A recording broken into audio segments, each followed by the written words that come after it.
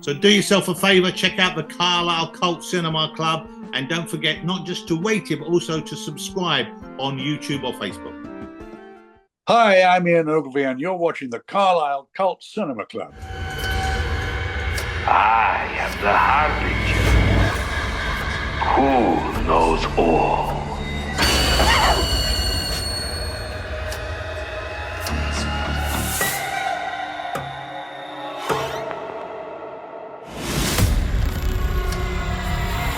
Is that what I think it is? This, ladies and gentlemen, is the Harbinger. Pay your money and a card reveals your fate. This one is special. Henry didn't just kill these women, he butchered them.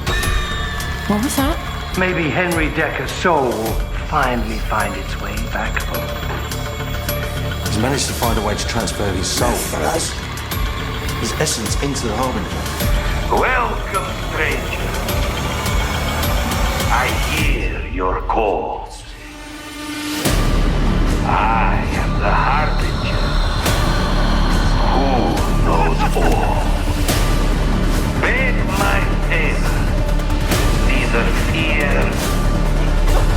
nor hate. Then take your card. It seals your fate.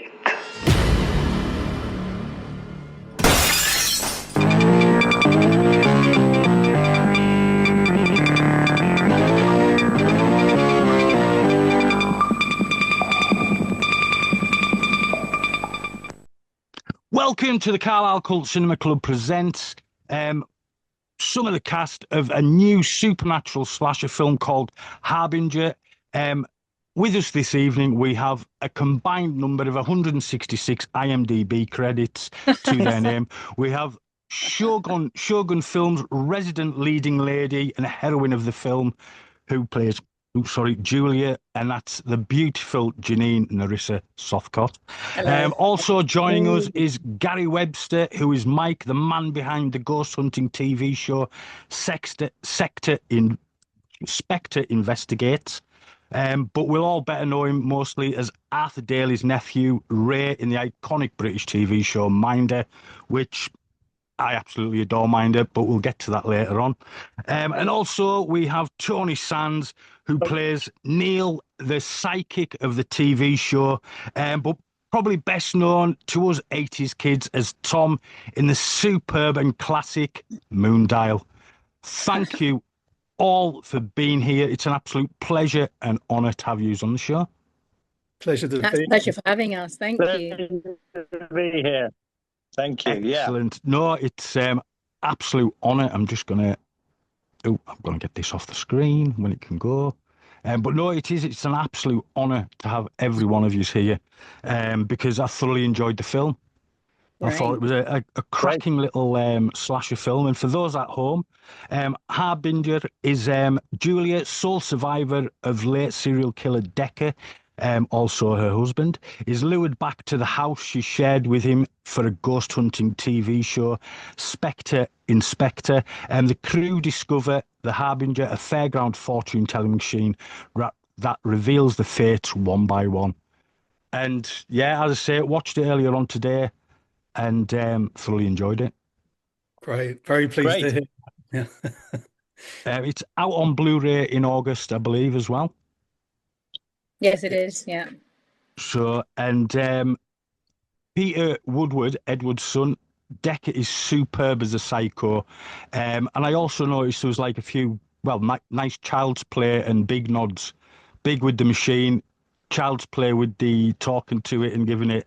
So, yeah, cracking opening with some excellent practical effects. That slash across your stomach, Jeanine.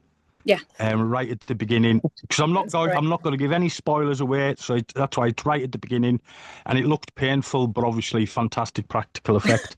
Yeah. Didn't hurt at all.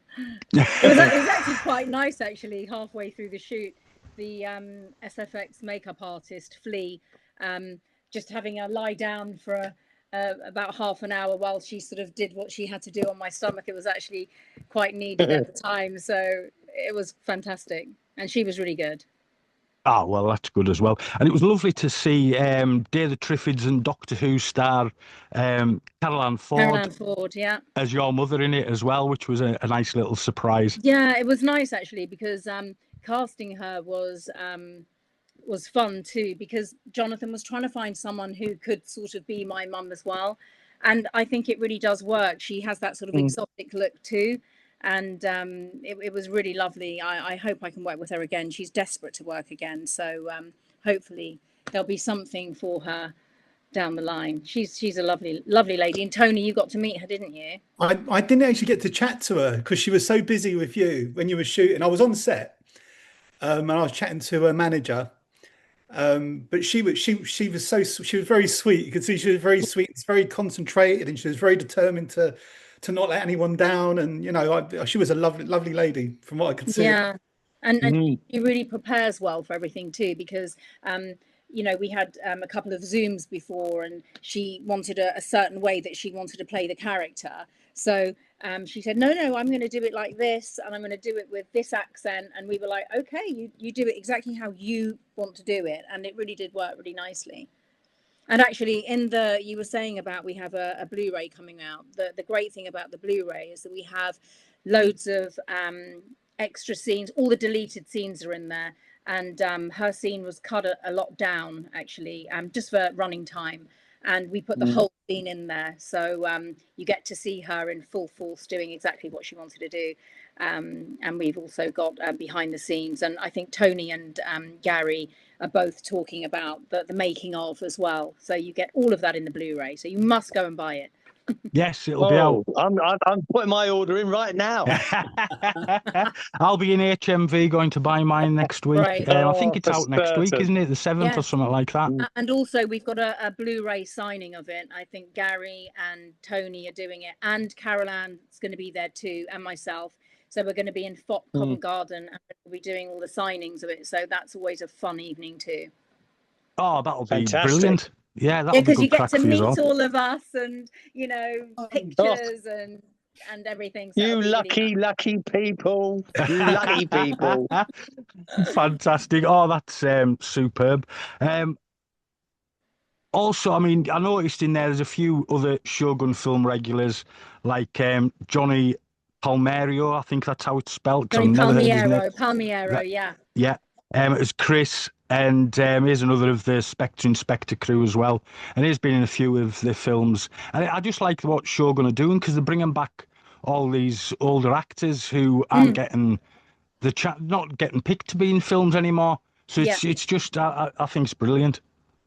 Yeah, and great actors really, as well. Yeah, sorry, Jeanine. Yeah, I mean, Johnny's fantastic, isn't he? Johnny's such a superb actor, and he's so good as Chris in this, as are Gary and Jeanine. Yes. I mean, we've got a fantastic cast. As you've seen the film, the cast is fantastic. So we're very lucky. A bit of pressure when you go in because you think it's really good. You're all absolutely fantastic in it. And the house had a bit of a Hammer vibe to it on the outside, especially, which I thought was a great little touch as well. Yeah, it's good, and it was actually haunted too. So it was an actual haunted house. Yeah, well, I think we discussed the cast and crew and Jonathan when we were on set. I mean, you could have paid millions for that set. It was the perfect house for that film. So, and the wonderful, freedom to shoot in there was fantastic also. So we had all the grounds, we had every room in there. And it was just such great fun, and it's just suited the nature and the tone of the film so much that, as I say, you could have spent another 500,000 building a set like that and utilizing it, but we had free roam to use it. I mean, it was an all-night shoots, and it was eerie. It was eerie at times in there. If you found yourself haunted, alone, that's why. it's probably haunted. Yeah, I mean, if nobody liked to be in a room on their own for too long. I can tell you. Well, I certainly didn't. So yeah. Yes. Did any of you see anything? Well, actually, Jonathan heard a lot of things. I think we all had a little experience. Everyone had a different experience there. But when Jonathan was there, when he got there first of all, and he could hear walking up and down there, he was the only one there. And Jonathan's not big believer in things like that, but he said yes, it's definitely. I mean, the owner had said it is haunted. He's never stayed there, and he can't bring himself to do that. So he always got his dad to stay there, and actually they have a watchman there that stays there on that location, but he won't stay there himself, the owner. It was a hospital in the war, you see, so I think it has a few stories to tell. Ah, there we go. Can I just say, tours of the house are available through Shogun Films at $9.99. Hey, I'm sure there's another film in there somewhere. More than 5, though. There's a party rate for more than 5. I'm sure there's another film in that house somewhere. There's got to be, because it was such a great, a great place for the film to be set.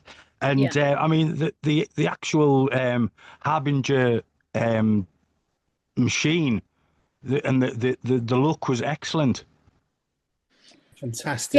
Yeah, it was really good. The Harbinger, we had that specifically made. So the puppeteer, Stuart Webb, who made the puppet, is fantastic with all these practical effects. Obviously, when it comes to life, it's an actor with the mask on. But inside, it was all done with all pulleys and somebody underneath working it all. It was really great. And who built the actual box was Dave. He built it out of wood and put all the different panels and stuff on it. So yeah, the whole thing was made. And that is a brilliant nod, obviously, to Big as well. That whole machine. I think of a certain age, we all grew up watching Big, and it's still a classic, even though some people say it's problematic. What was great with the Harbinger, with the puppet that we had, was that actually in Big, as you were talking about it, Big, the puppet doesn't actually speak in Big. It doesn't do anything. Whereas we brought ours to life with the great voice of Nick Nevin, the director of The Foot Soldier, who did a brilliant. He is actually Russian, half Russian, so he did a Russian accent, and it just really, really did work for it. Oh yeah, a great kind of horror slasher kind of thing, character that I wouldn't mind seeing coming back, actually. By the Blu-ray. By the Blu-ray, there you go. Watch this space. If there's not Harbinger 2, I don't know what's good in the world. I really don't. I think you come back to life for number 2. There you go. Yeah, exactly. Hey, well, I think it should be Mike Craig's The Early Years. Prequel. But that'd be in black and white, given my age. VHS quality. Yeah, exactly. Probably on Betamax, no, my luck. Probably. So, now going into the film itself, the kills in it were excellent as well, and very nice and gory. Everybody, all the actors had a let's say a great comeuppance. Each and every one of them, and they were all nice and bloody. Tony, how did you feel about your... I'm not going to say how anybody got killed, because I just don't want to spoil anything, but I'm just... how did you feel about how you went down? Well, I was a bit gutted about sequel potential. No, but you did have a great line from The Running Man. I do. That's so good. Yeah, I do have a great line. Never know. It's a lot of fun, actually, isn't it? I've got to say, I enjoyed the whole shoot. It was an absolutely marvelous experience. I'm sure Jeanine and Gary will agree. Yeah. It was a real pleasure to work on that set. I mean, it was an absolute joy, and then everything we did was just fun. So, like, we shot it in order. So by the time it was getting a bit, it's a little bit sad, because when your last day is your last day, that's it. So you're getting, you have to say goodbye to everybody, because you've had so much joy and so much fun on it. It was this is like working through the night. You don't even care anymore. Like, you're not, you didn't even care. Didn't even notice you weren't sleeping properly. You were all over the place. Yeah. And I think my favorite scenes all came at the end for the last few days. So we had the big, we had that my end scene, and a few scenes before. So it was. I loved every minute of it. I can't pick up one moment. I loved every bit of it. Getting to know Jeanine, getting to know Gary, Johnny, and all the rest of the guys. Everything. I'm just so pleased that they involved me, because I had the time of my life on it. It was fantastic. But it was really good, actually, for your scene, your big sort of scene where you have it inside of you, the spirit, because you play a psychic, which everybody knows, and you really brought it. You brought your A game to that, because because Tony was sort of saying all the way through, I really want to do it a certain way. I'm just gonna do it when I do it. I'm not gonna. So we didn't really know how he was gonna bring it. We hoped he was gonna bring it, but he really did. When he did bring it, it was all really in the face and the eyes. Oh, so good. All in the face and the eyes for me. It was superb. It was amazing when he did that, when the spirit was inside of him and he did that voice and the face, and we were totally, because that's the first time we'd seen him do that. So we were all sitting there like, when we were looking at him like this, it was pure and utter. That's how our total reaction was. No acting involved there. It was really good. Do you know what? In all honesty, right, I was really unsure until James said action. I was completely unsure if I go for it like that. I was thinking, do I do it? Do I do it? Do I do it? And when he said action, I thought, you know what? Fuck it. The worst thing that can happen is they'll all look at me like I'm a fucking nutcase and say, let's try and do something. No, it was brilliant. Yeah. I mean, I think the cast is so strong, and it's one of those shoots that was very lucky because we all got on. And believe you me, when you're doing 5 or 6 nights night shooting, tempers can get short and everyone's tired, but there wasn't a falling out. Everyone got on fantastic, and it was really a pleasure. And as Tony says, as you're counting down, suddenly there were 6 of us there for 3 or 4 days, then there was 5, and then there was 4, and it was sad. And it was, it was a really tight bunch of good actors doing really good work, great script. And I think we see that shows in the shoot. I think you can see that there is enjoyment from the actors of what they're doing, obviously creating a fear factor and a scare and a horror, but you can see that they're relishing that. And I think that's what makes the best films. They're not overconfident, but they know that what they're producing and what the audience will enjoy is something that they've enjoyed too, and I think we all felt that. And I think it looks fantastic. On the budget that has been made, I think it's, certainly it's right up there, and I can see it easily becoming a cult classic. And I think, this is just the beginning for Harbinger.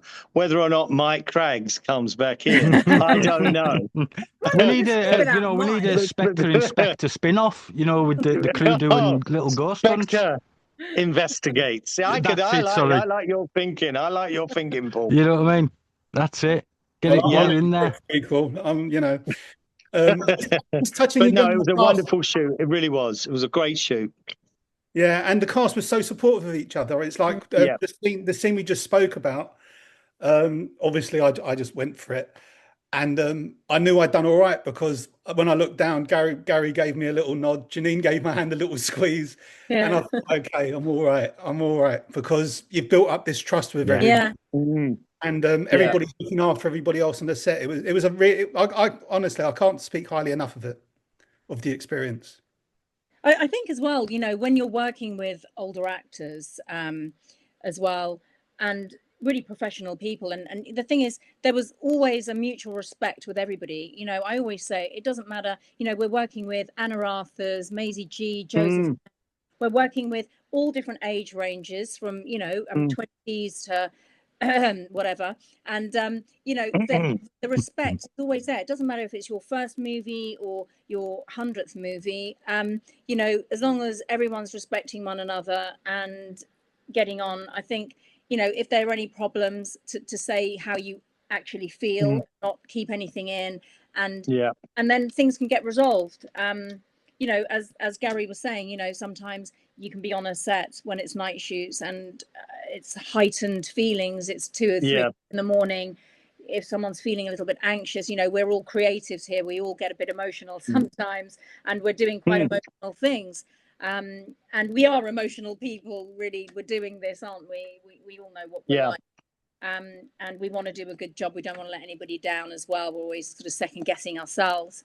So it's always nice to be told if you're doing a good job. Say to somebody, you're doing a great job, you're really appreciated. It just takes little things like that. And I think, with everybody who was on there, the whole cast, Charlotte, who was doing, she was wearing loads of hats on set, but always fed us really well, and was always a lovely ear to talk to, and mother figure on set. all you know, and Jonathan as well. You know, the producer gets no credit whatsoever, but he's always there in the thick of it all, at every single minute of the day, making sure everyone's all right. And it really is just a very it always is such a nice feeling. You know, we work with familiar faces. You know, the British audience, you know, they're looking at Gary and Tony and they're going, oh my God, I remember him in this, I remember him in that. And, you know, just all that nostalgia, which we crave, you know, as an older actress myself, you know, you crave nostalgia now, you know. It's you know. No, I agree, Jeanine. From top to bottom, I don't like using that word because we're all equal. We're really on this from top to bottom. You know, Jonathan was on set and supportive, and the DP and the director, and all through to everyone. Just, you know, when kids came on set, you know, children, everyone was supportive and just mucking in together, and it was lovely. That lovely. I tell you what, it had, and it was very, very much like that. It had a great family atmosphere, and as I say, I think that bleeds out of the screen, using a horror term, but I think our enjoyment and our support, I mean, the thing we suffered from most at 4 o'clock in the morning doing a scene was the giggles in the end, wasn't it? You know, trying to combat giggling, and that's the best way to release your emotions, rather than someone having a hissy fit or something. It was really, it was a real, I look at it as a really and I've done a lot of those sorts of, is one of the best shoots I've ever had, and anything I've ever done, you know. So,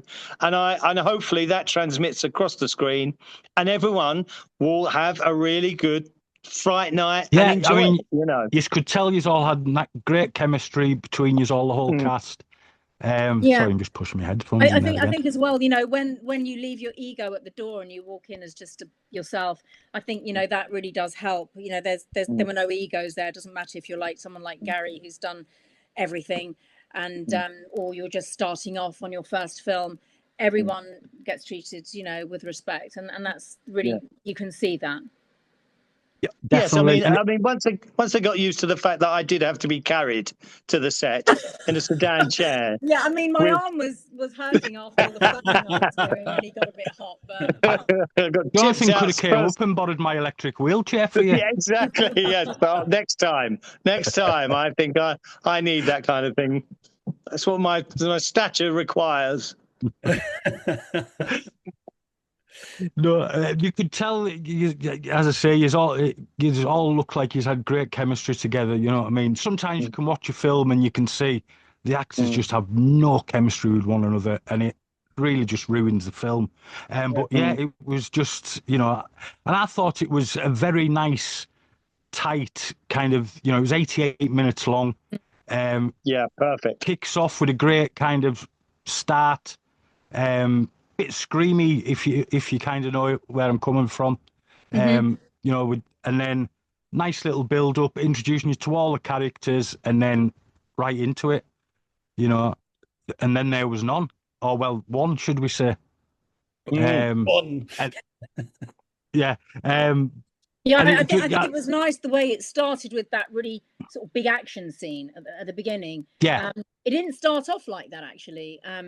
It was really in the edit when we were watching it, and we're thinking, yeah, I think this needs to ramp up in the beginning. So it was all kind of chopped up, and it wasn't actually shot that way at all, because that was like the end of the shoot for me. But then it was we started off with it, so it was, you know, it you know, as they say, you can really make things in the edit, and you know, all the like the scenes that you will see if you get the DVD, and you'll see all the extra scenes that we've got. There are a lot more, you know, a lot has to be cut down because it's a very wordy script. So it's great when you're acting it, but you know, to get the story, to push the story forward, it needs to just be a little bit more tight, as you were saying. So, but it's all there on the DVD, so you can watch. Yeah, I mean, as I say, it was tight, straight in there. Everybody had a cracking performance. And I just really enjoyed it, and I thought it had a really great ending as well, which tied things really nicely. You know, so it was, and there was some nice, funny little bits in it, and you know, so there was a little bit of humour in there as well. I think, especially, you know, the bit that I find quite funny is I really like it when we meet the crew. So you've got Maisie, G, Anna Arthurs, Joseph Enns, Johnny Palmiero. We meet them, and they're the the camera crew that Mike Yeah, Crouch, it's great. Gary's.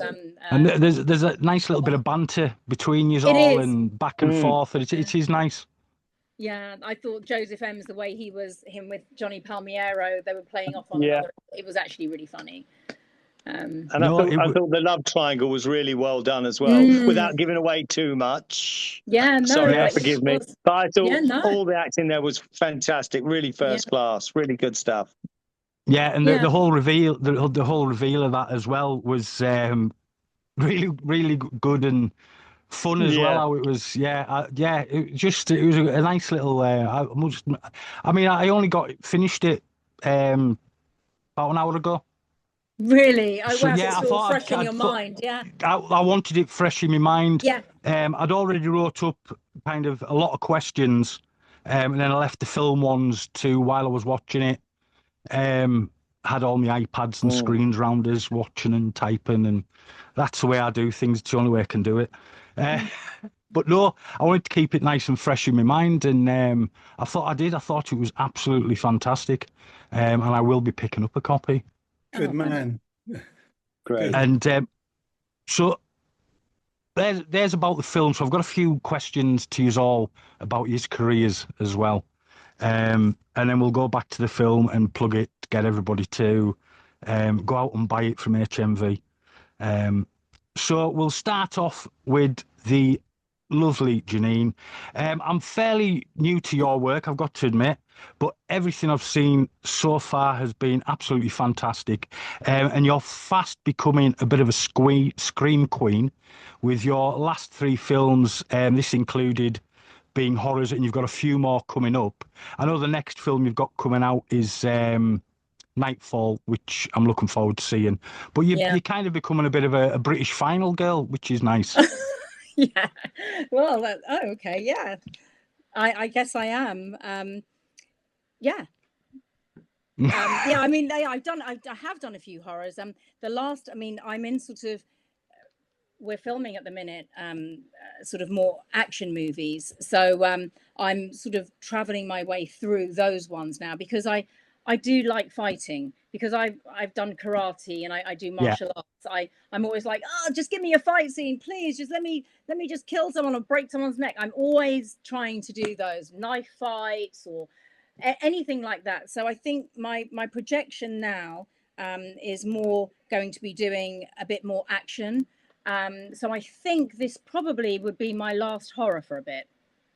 Right. So the next one that comes out is Knightfall, which is a spy movie, which is action. And I just started filming last week an action film too. So I think I'm sort of steering away a little bit. We've got Guy Fawkes that we're sort of in pre-production with. I mean, Tony, you're in that, aren't you? And we've got I think we'll be filming a scene soon that you're in. And that's more like sort of Dan Brown, sort of thriller type. I mean, I guess it's horror thriller, a bit more thriller. You're right. Kind of border both, doesn't it? Yeah. Yeah, I would say more thriller. But so I think we were sort of starting to go down the horror thing, but I think eventually I think you're gonna get another gangster movie out of Jonathan somewhere down the line. It's coming out of his blood. Come on. So yeah. But no, as I say, the 3 horror films I've seen you in, because I'd caught up on a lot of Jonathan's films, obviously, when I interviewed him a few weeks back. And I think you're absolutely fantastic as a scream queen. You've got a cracking set of pipes, as they say. Yeah, so, and I'm looking forward, obviously, to Knightfall, where you play Ros Knight opposite Ian Ogilvy, who is a proper gent, and he plays your dad, Charles, and you're playing opposite Roger Moore's son, Jeffrey, as well. And I'm really looking forward to that. I know. I just can't. I can't wait for that one. I mean, I can't wait for Harbinger, and I can't wait for this one, because they're 2 completely different things. So, but I'm excited for that one too. Yeah, for sure. No, it looks good, and I have got it arranged with Jonathan that you're all coming the cast of that's coming back on to chat about Knightfall before that's released as well. Yeah, that would be fantastic. Thank you. Yeah, no problem at all. Well, I've said to Jonathan, I'd love to interview you before all the films come out, so it's a nice little bit of promo for everybody. Yeah. But no, continue what you're doing, because I'm thoroughly enjoying it, and I'm really getting into all of Jonathan's films now. I'm chipping off what I haven't seen bit by bit. It will keep you busy for a while. He's done a lot. He has. Luckily, I'd interviewed Craig Conway, and he'd done a few of Jonathan's films, so I'd watched a few before when I'd interviewed him. Yeah, so I mean, Johnny Palmiero's, I think he's been in about 10. I mean, I've done about 4 or 5 with him. So, you know, we sort of, what we do is when we work with actors that we really like, we will always find something for them. And the thing about Harbinger that was really nice for Johnny was Johnny has always played a tough guy, like some gangster, and he's always that sort of fit. People always cast him for that sort of thing. And Jonathan was thinking, actually, you know, put some glasses on him, make him, you know, studious, make him that guy. And you know what? He really played it well. It was so different to any character. I mean, I did a film, Dr. Plague, with him with Martin Kemp this year. When did it come out? It came out this year, sorry. And he played... I enjoyed that as well. Yeah, he played, well, you saw it, he played a thug. And he's great at that. But he really plays this sort of studious, glasses-wearing guy in this so well. I think he could have a different, you know, go at something different now. He's a great character actor. He's fantastic, and he's just so likable. I mean, as a man, he's a really lovely man. But he is. As the character, is absolutely you love the character straight away. Yeah. And the scene, he plays some beautiful scenes with you, Jeanine. There's one scene that's absolutely, and it's really understated, and it comes across so well. And the scenes he plays with Gary, I'd be on set watching the scenes he played with Gary, and I'd have to hold my tongue because I wanted to laugh so much because they had such a nice chemistry together. They played their parts so well. So it's I think I know the scene you're talking about with Jeanine and him. That one has been cut down a lot, but you can see the full thing on the DVD. Yes. Get it to see all the deleted sequences. And then you can cut yourself a longer version of the movie. Yeah. If you're that way inclined. But yeah, no, he is absolutely great. And I've seen him quite a lot. Eat Local, he was great in that. That's another one of Jonathan's films as well. And he was good in like The Inbetweeners as well. He played, you know, that motorbike guy in The Inbetweeners. He was really funny in that. Yeah. Inbetweeners, such a funny show as well. So over to Tony. Hello. You played the Psychic Neal, and you pulled some great psychic faces. You know, I've got. You had a great face for a psychic, especially the scene we were talking about. Well, at least he didn't say great face for radio. That's me. No, that's me. That's me as well. Yeah, I've got that. Which I've already plugged the film on my radio show. Oh, good man. I'll be just saying that it was coming out and I was interviewing you. I'll be plugging it again next week, on Monday, to say go and get it. And I've watched it and it's absolutely fantastic. Thanks very much. No, if I like something, I'll plug the shit out of it, and I thoroughly enjoyed it. So, as I was saying, Tony, and it was all in the face. With the whole, you pulled some great faces as the psychic, and especially the little bits of banter you had with Gary as well. And then after you'd, you know, and Gary when he's in the, you know, there was some just great funny lad. You know what I'm talking about, but everybody else doesn't. And I just don't want to give any spoilers, but I just thoroughly enjoyed just these little bits of banter. And yeah, it's just really good. It really helped that we all got along, I think, and we all kind of connected in, you know, personally on set behind the cameras. But also, like everybody brought their A game. You know, everybody brought their A game to that film. and that makes you raise your game. And especially with a couple of scenes, I felt they were very key, and I couldn't let anybody down. You don't want to let yourself down as an actor because you want to look really good. Obviously, you're there, but you also want to heighten it for everybody else because they rely on you. And like in a group scene like the big one that we had there, the psychic one, they've all got to play off you, and they've got work to do as well. They might have the hardest bit because they're reacting. I just got to say a lot, which was fantastic. I got to go crazy and have fun. They had to play off that, so they were relying on me. And then I was, and then you kind of rely on each other because you become this little support network, and you're all kind of getting together. So that powers you on. And I've got a friend who's a medium, Charlie Hall. So, but when I was running up to her, I kept texting her, even on the nights before I was shooting that, texting her saying, "What would you do in this situation? How would this react? How would a medium do this? How would it come across? How would you talk? Would the voice be different? Would it be this? How, and she'd be feeding back to me. And then you kind of take information on, but then you're also kind of thinking, but would that work? And how do I play that? How do I incorporate that? But yeah, it was in the end, you just kind of, you go with your instincts.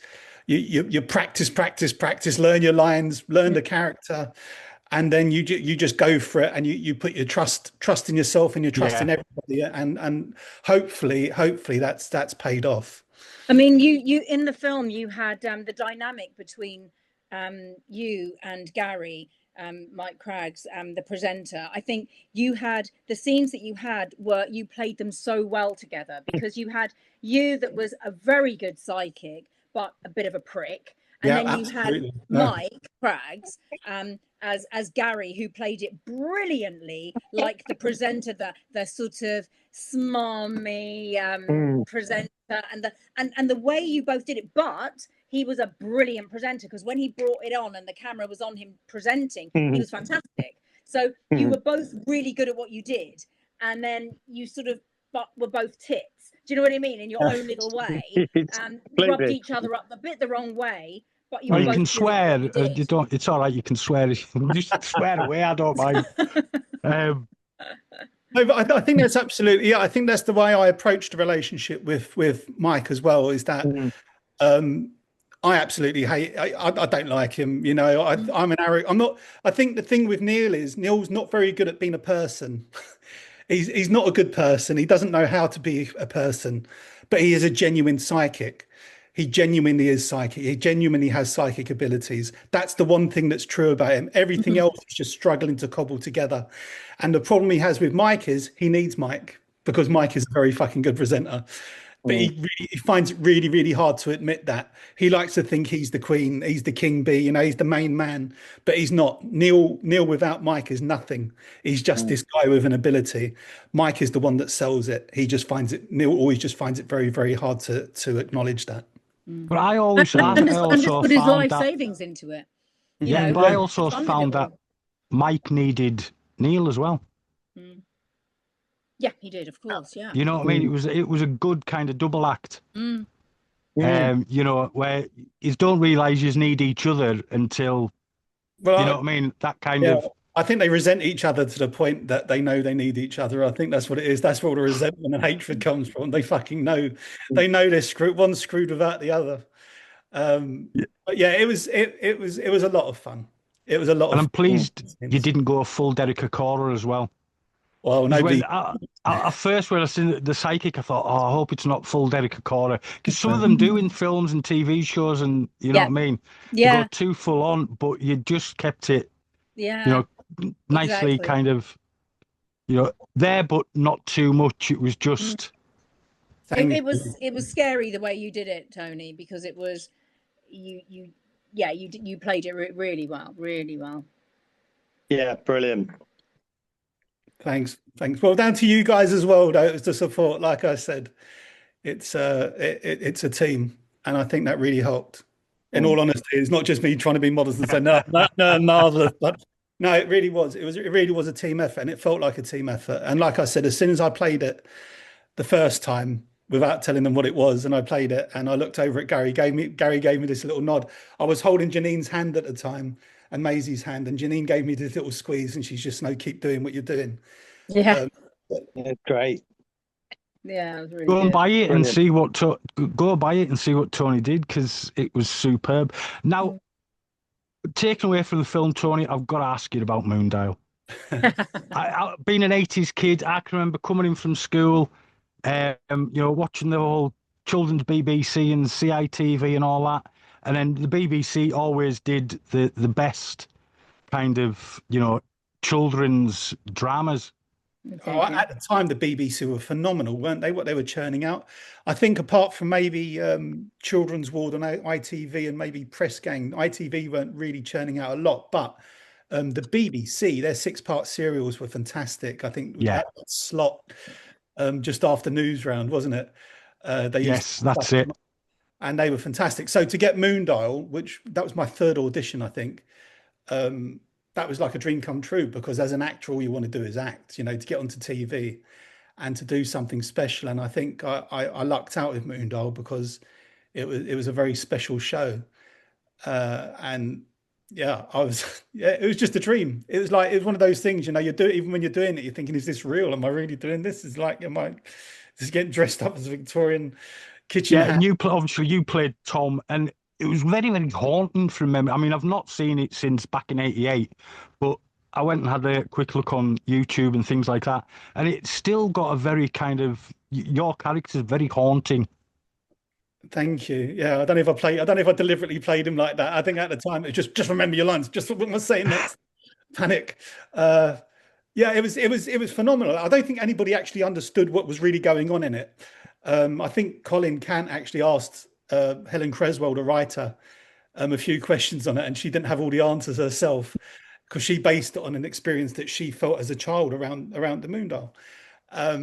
So yeah, it was a special show, and I used to love all the theories that were coming up behind it from crew members about World being an older Tom.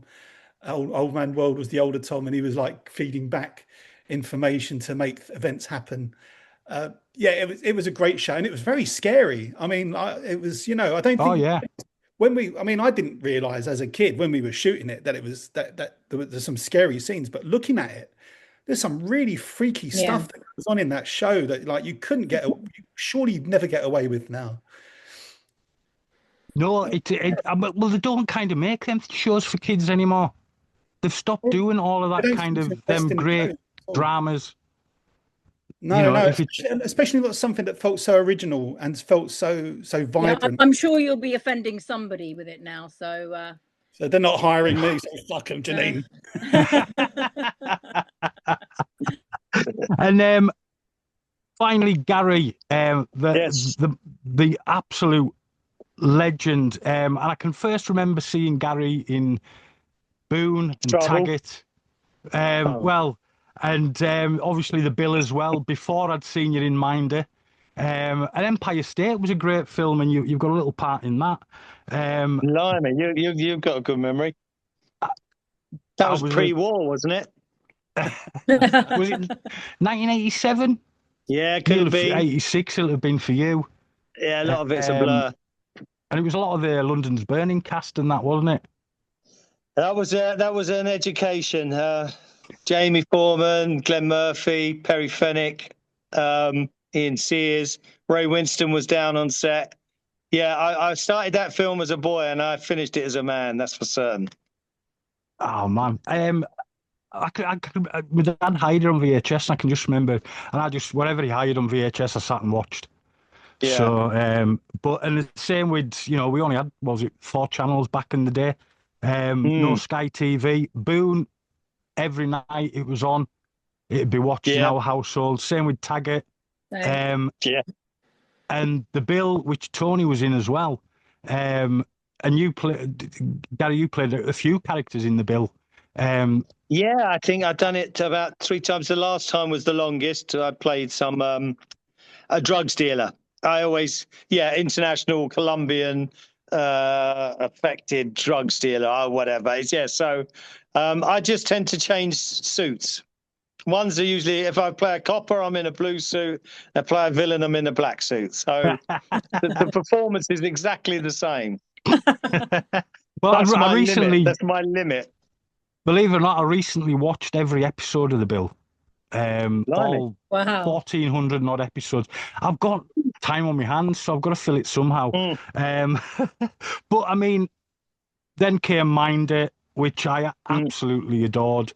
And Ray Daly, Arthur's nephew, became his new Minder in 1991 after Terry's departure.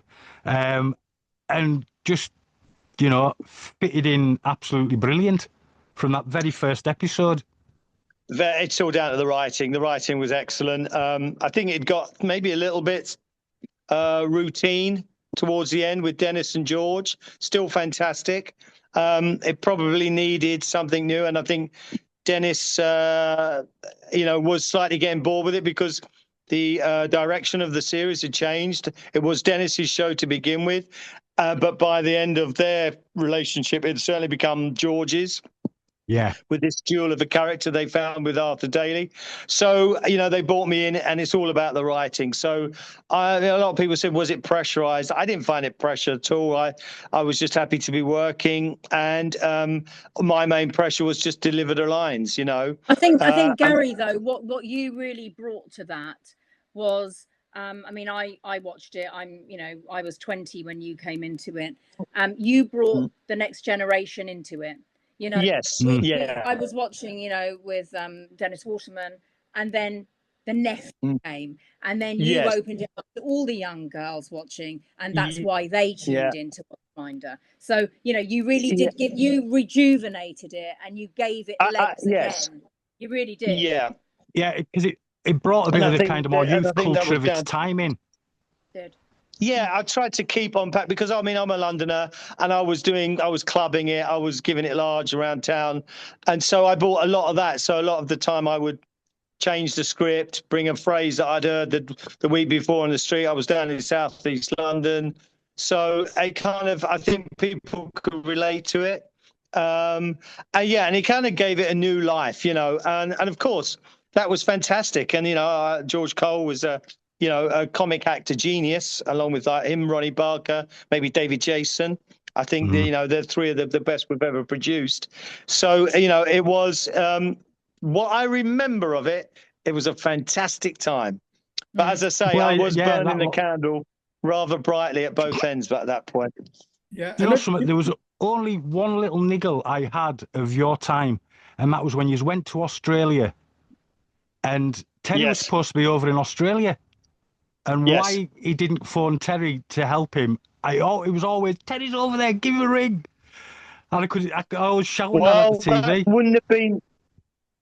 I think if Dennis had been maybe a little bit more amicable about the continuation of the series, they probably would have been in touch. But as a little story, Dennis was actually out in Australia when we were filming out in Australia. He was on tour with a play because they loved him out in Australia. And in Melbourne, they have like their equivalent to the Brit Awards or the National Television Awards, and he was invited to present an award, and so was I. Whilst we was filming, because whilst we were filming, my series was also launched. And I've met Dennis a couple of times, and he wasn't particularly endearing to me. So, and I had a pal out there as well. So I was like, yeah, bring it on. Let's go toe to toe. Let's get in that bar and let's see what happens.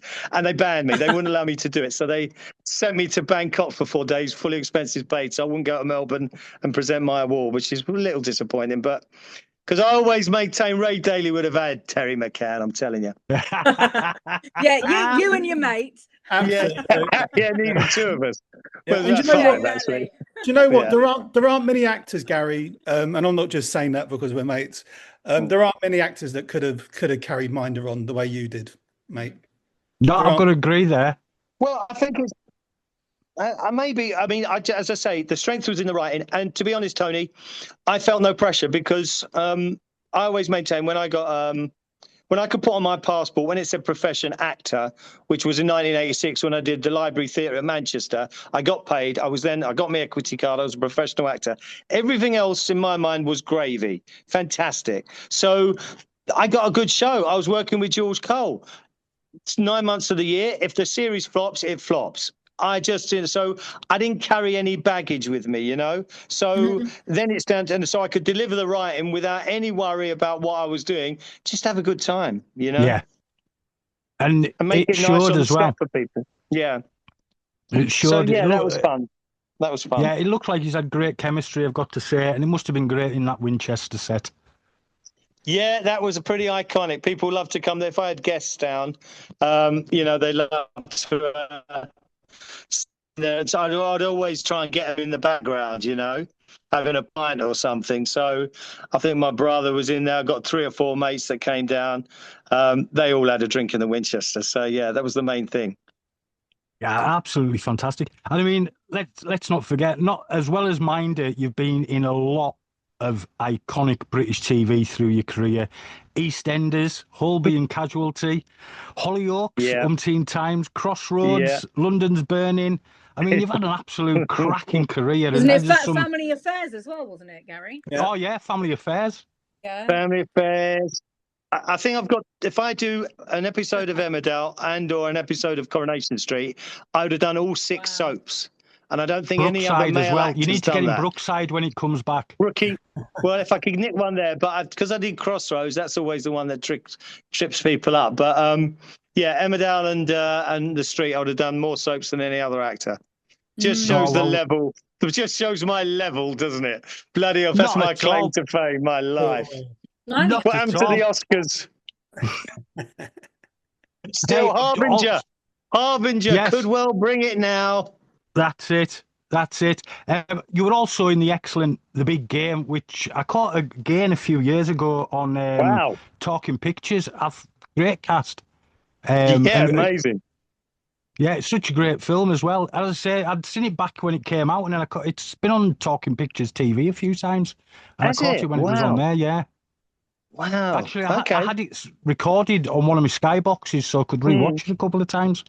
Absolutely great. Bernard Hill played my dad. Jean Boat played me mum. Amazing cast. Emma Ray, Mark Williams, Ollie Parker. Yeah, incredible, crazy. I'm surprised they still screen that. Great, fantastic. Oh yeah, Talking Pictures TV. They screen all sorts of great stuff. Well worth keeping an eye out in case it pops back up again. It's thoroughly enjoyable. So let's finish off with some more Harbinger talk. It's out in about, I think is it the 7th of August? It's due out on Blu-ray. I think that's when it's screened at the Lumiere, isn't it? The 7th. Is that when it's screened at the Lumiere? Yeah, in Romford. I think I'm kind of looking over at Jeanine now. We should have checked. I know. I'm sort of thinking, oh God, is it the 20th? The 20th. Hold on. The 9th is a screening. Is it the 8th as well? And then it has a run in Romford. An actual cinema run at the cinema in Romford, and then it's out on Blu-ray following those dates. So basically, you'll be out. I think the actual world screening is on the 8th. On the 8th. That's at the Hailsham Pavilion. Yeah. Yes, the world premiere. Then there's a screening for us tonight, and then that week, the following week, it's being shown at Romford. So in the next 2 weeks, you'll be able to get it on every platform and see it, or Blu-ray. And then we're in London the next day, aren't we? And this will be out in the next 2 weeks as well. Yes. So it's on pre-order now. You can pre-order it now. Yeah. Yes. If this is out before it's released, get it pre-ordered in HMV. Yeah, because you know what we really try to push with Shogun Films is physical media. You know, we want to keep physical media alive. This is when you can actually own something. You know, it goes onto all these streaming platforms, and they can take it down whenever they want. You never really own it. You get something that you can hold, you can physically, it's there. It's no one can take it away from you. You can enjoy it at your own leisure. There's all the scenes that we put in there. We've got a commentary that we've watched the film together, haven't we, guys? And we've talked through it. We've done the audio commentary. There's so many little special bits for you as well to see, not just the film. And it's great. We really do try to push the fact that you can. I'm very proud of this film, and I think it's great. And I think it is a cult classic already. So get along to see it in any which way you can. You won't be disappointed, and be proud that it's been done on a tight budget. Everything's left up on the screen, and it's British, and it's fantastic. Yeah. Yes, low budget, high quality. That's absolutely. Really yeah. It looks great. The effects are great. The actors are all bang on. There's great chemistry, some great kills, and a great killer. Yes. The supernatural, the Harbinger himself. And a wonderful performance from me. Yes, indeed. Oh man, what a wonderful way to end.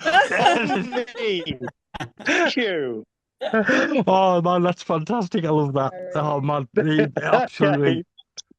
What a legend, Gary. What an absolute legend. So thank you all for coming on. Investigates. Thank you all for coming on. It's been an absolute pleasure chatting to you all. And I do hope I get to chat to you all again on your next film. We will do. So it's bye from me. Maybe on our next one we can have a little glass of wine or something together, guys. Oh, definitely. Yes. Jeanine, yes. Tony, take care. Paul, lovely to meet you. See you soon. And you.